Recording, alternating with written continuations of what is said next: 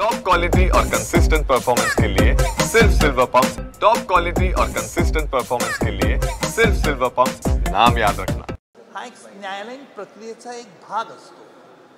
सरकारने, महाराष्ट्र सरकारने या रेल्वेच्या साखळी बॉम्बस्फोटात तातडीने अपील दाखल केलं, तातडीने त्याची सुनावणी व्हावी याकरता आग्रह धरला।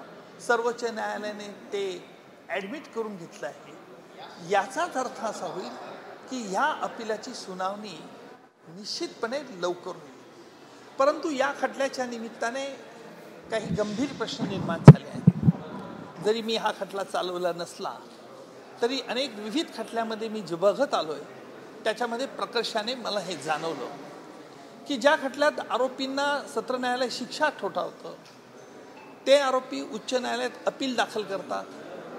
त्या अपिलाची सुनावणी अनेक वर्ष लागत असते आणि जर अपिलामध्ये आरोपीची सुटका झाली तर आरोपीचे नातेवाईक आणि समाजात एक असा संदेश जातो की हे निर्दोष असून देखील त्यांना शिक्षा झाली।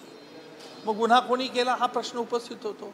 किंबहुना उलटी आपण केस बघूया जिथे सत्र न्यायालयात आरोपीची सुटका होते आणि ती सुटका सरकारच्या दृष्टिकोनातून चुकीची, बेकायदेशीर असते।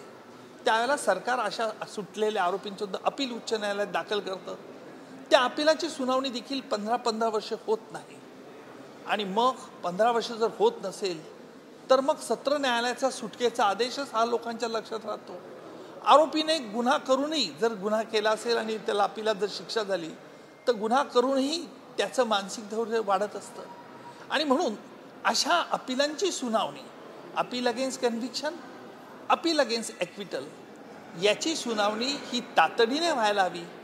याकरता आपल्याला काय परिणामकारक योजना आखता येईल या संदर्भातील चर्चा मी देशाचे कायदा मंत्री आणि देशाचे गृहमंत्री यांच्याशी थोड्या कालांतराने करेल आणि काय परिणामकारक आपल्याला इन्फ्रास्ट्रक्चर, लॉजिकल सपोर्ट, हायकोर्टचे बेंचेस वाढवण्याकरता काय करता येईल या संदर्भातही साकल्याने चर्चा करेल। सर, तुम्ही शपथ मराठीत घेतली, मात्र राज्यात जे आहे भाषांना घेऊन वाद सुरू आहे। ही भाषा रूल असू द्या किंवा अदरवाईज असू द्या, तुमचं नेमकं काय याला घेऊन म्हणता? राज्यातील वादाशी मला कर्तव्य नाही आहे, कारण असं आहे की मराठी ही माझी मातृभाषा आहे, मराठी ही माझी अस्मिता आहे आणि या मातृभाषेतून मी बोललो त्याचा मला अभिमान आहे।